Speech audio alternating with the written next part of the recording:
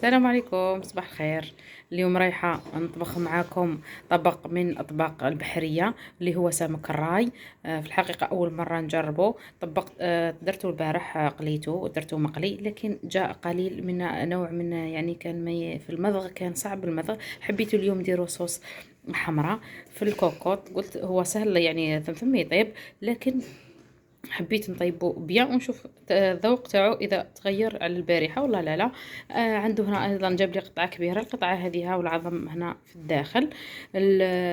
يبدا بالطبقات. شوفوا هذا كيف قطعته، طبعا طبقات. زدت هنا كيف قطعته هذه مربعات صغيره باش نقدر نقليه. وهنا في الاخير يجيو هذو النوع تاع ابيض، يعني لحم ابيض، وراح يمشي يعني بشوي درجات. هنا درت شويه هريسه وشويه طوماط كانت عندي من قبل، كنت خادمتها مدايرتها في المجمد يعني طبيعيه. دوكا تجوزوا معايا كيفاش نقلوه. راني هنا درته في الكوكوط. شوفوا هنايا هذا قطعتها، يعني هذه ما قطعتهاش، القطعه هذه راهي متباعده وحدها. هذو قطعتهم كاع مربعات على جال يسهلوا الطبخ. وهذه ما حبيتش نقطعها اللوحه كيما راهي. واش نضيف لها؟ نضيف لها قليل من الزيت، يعني قليل من الزيت. نزيد لها حبه ثوم او حبتين، كنت يعني حبستهم فقط، ونقليهم شويه.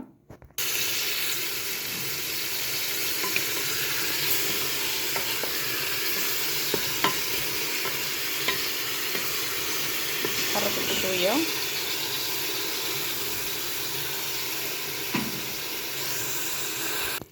هنا بعد ما تقلات لي واش ضفت الطوماطيش هذيك المصبره، الطوماطيش اللي كنت خدمتها ودرتها انا في الكونجيلاتور ومجدتها، ودرت لها شويه ثوم ومخبيتها في المجمد. درت هنايا شويه هذه يعني لي زيبيس تاع البحر تاع السمك، لكن اللي ما عندوش معليش يقدر يدير شويه كمون، شويه كزبر، شويه فلفل كحل، نضيفهم مع بعض. وهنايا شويه هريسه ايضا كنت خدمتها من قبل الحاره هذه. هنا شويه ملعقه هكذا زبده وتحرك. والملح ايضا هاني ما نسيتوش، راهو الملح هنايا. هنا نخلط عليها ونخليها نغلق عليها حوالي 5 دقائق تكون الشطيحه تاعنا جاهزه. وطبعا يعني نشوفوا الذوق تاعها في هذا الحين.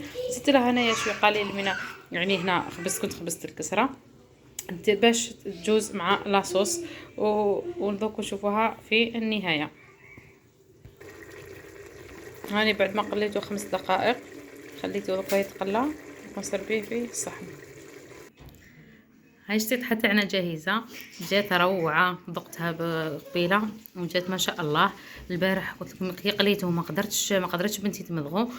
اليوم كي درتو هكذا بهذه الطريقة جا يعني هش، يعني ثم تعرفوا يعني ثم ويقدر يتمضغ، يعني ماشي اللي ما يجي واعر كيما البارح.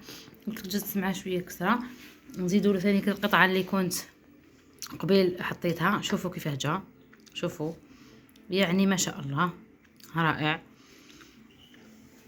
نتمنى انكم تجربوه لانه صحي للاطفال الكبار للصغار وللجسم كامل.